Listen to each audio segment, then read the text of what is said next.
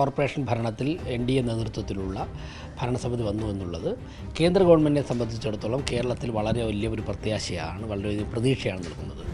അദ്ദേഹം പറയും ഇപ്പോൾ ഒരു പൊതുയോഗത്തിൽ പറയുന്നതിനേക്കാൾ കുറച്ചുകൂടി ഗൗരവമായിട്ട് ഒരു 10-50 കൗൺസിലർമാരോട് അല്ലെങ്കിൽ 50-100 ജനപ്രതിനിധികളോട് സംസാരിക്കാൻ സാധിക്കും. നമുക്ക് കോർപ്പറേഷന് സഹായകരമായ നിലപാടെടുക്കാൻ സാധിക്കുന്ന കേന്ദ്രമന്ത്രിമാരെയൊക്കെ തന്നെ പലരെയും ഞങ്ങൾ കാണുന്നുണ്ട്. നമസ്കാരം. പ്രധാനമന്ത്രി നരേന്ദ്രമോദിയുടെ ഔദ്യോഗിക വസതിയിലേക്ക് മേയർ VV രാജേഷ് ഉൾപ്പെടെ ഉള്ള ഈ ഒരു തദ്ദേശ തെരഞ്ഞെടുപ്പിൽ വിജയിച്ച ജനപ്രതിനിധികളെ ക്ഷണിച്ചിരിക്കുകയാണ്. ഈ ഒരു ക്ഷണത്തിന് പിന്നിലുള്ള കാരണം എന്താണ്? ഈ ഒരു വിഷയത്തിൽ ഇപ്പോൾ മറുനാടനോട് പ്രതികരിക്കുകയാണ് തിരുവനന്തപുരം നഗരസഭാ മേയർ ശ്രീ VV രാജേഷ് തന്നെ. അതായത് തിരുവനന്തപുരത്ത് ഇപ്പോൾ വന്നിരിക്കുന്ന രാഷ്ട്രീയ മാറ്റം, കോർപ്പറേഷൻ ഭരണത്തിൽ NDA നേതൃത്വത്തിലുള്ള ഭരണസമിതി വന്നു എന്നുള്ളത് കേന്ദ്ര ഗവൺമെൻറ്റിനെ സംബന്ധിച്ചിടത്തോളം കേരളത്തിൽ വളരെ വലിയ ഒരു പ്രത്യാശയാണ്, വളരെ പ്രതീക്ഷയാണ് നൽകുന്നത്. ബഹുമാനപ്പെട്ട പ്രധാനമന്ത്രി തിരുവനന്തപുരത്ത് വന്നപ്പോൾ തന്നെ പറഞ്ഞല്ലോ, ഇന്ത്യയിലെ ഏറ്റവും മികച്ച കോർപ്പറേഷനാക്കി തിരുവനന്തപുരം കോർപ്പറേഷൻ മാറ്റുവാനുള്ള എല്ലാ പിന്തുണയും അവർ തന്നിട്ടുണ്ട്.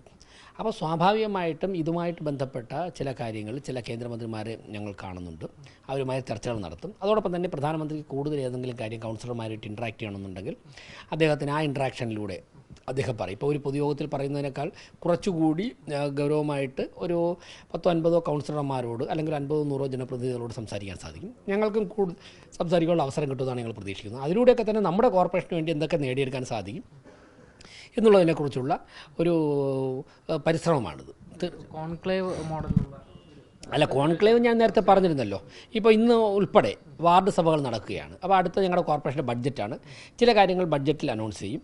അതോടൊപ്പം തന്നെ ഞങ്ങളിപ്പോൾ കേന്ദ്ര മന്ത്രിമാരെ, നമുക്ക് കോർപ്പറേഷന് സഹായകരമായ നിലപാടെടുക്കാൻ സാധിക്കുന്ന കേന്ദ്രമന്ത്രിമാരെയൊക്കെ തന്നെ പലരെയും ഞങ്ങൾ കാണുന്നുണ്ട്.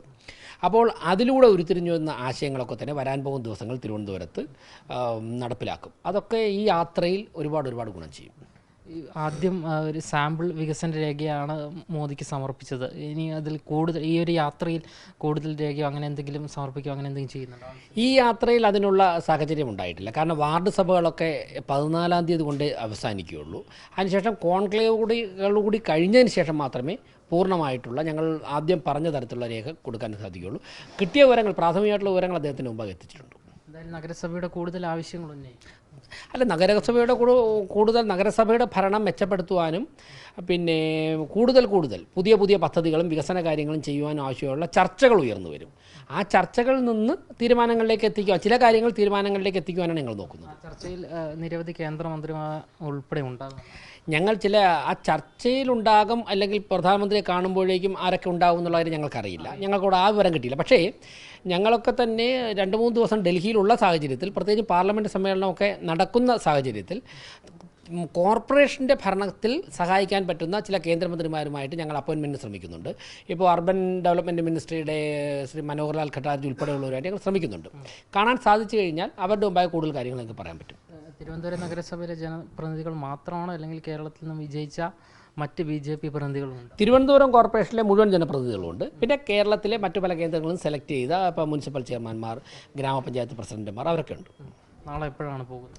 കേരള എക്സ്പ്രസ്സിൽ ഉച്ചയ്ക്ക് 12:15 സമയം. അതിൽ എല്ലാവരും കൂടെ ഒരുമിച്ചാണ് പോകുന്നത്. വിവിധ സ്ഥലങ്ങളിൽ സ്വീകരണമുണ്ട് എന്ന് പറയുന്നത് അത് BJPയുടെ കേന്ദ്ര നേതൃത്വം, ഇപ്പോൾ ഇന്നലെ സംസ്ഥാന BJPയുടെ general secretary S. Suresh ji ഓരോ പോയിന്റിനെ കുറിച്ചും പറഞ്ഞു. അത് BJPയുടെ ദേശീയ നേതൃത്വം പ്ലാൻ ചെയ്ത പരിപാടിയാണ്. എന്തായാലും നാളെ ഉച്ചയോടുകൂടി തിരുവനന്തപുരത്തു നിന്നും പുറപ്പെടുന്ന കേരള എക്സ്പ്രസ്സിലാണ് BJP പ്രതിനിധികൾ ഡൽഹിയിലേക്ക് പോവുക. നിരവധി കേന്ദ്രമന്ത്രിമാർ ഉൾപ്പെടെ അവിടെ ഉണ്ടാകും. പ്രധാനമന്ത്രി നരേന്ദ്രമോദി ആയിരിക്കും പ്രധാനമായും ഈ ഒരു ചർച്ച നയിക്കുക. അദ്ദേഹത്തിൻ്റെ ഔദ്യോഗിക വസതിയിലാണ് ഈ ഒരു ചർച്ച നടക്കുന്നത്. അതുകൊണ്ട് തന്നെ തിരുവനന്തപുരം നഗരസഭയ്ക്ക് വേണ്ടി എന്തൊക്കെ ചെയ്യാൻ സാധിക്കും എന്നതുൾപ്പെടെയുള്ള കാര്യങ്ങൾ ഈ ഒരു 3 ദിവസത്തെ ഈ ഒരു ഔദ്യോഗിക വസതിയിലെ ഈ ഒരു ചർച്ചയിൽ നടക്കുമെന്നാണ് നമുക്ക് മനസ്സിലാക്കാൻ സാധിക്കുന്നത്. ക്യാമറമാൻ അഖിൽ അശോകിനൊപ്പം അമൽ രുദ്ര, മറുനാടൻ മലയാളി, തിരുവനന്തപുരം.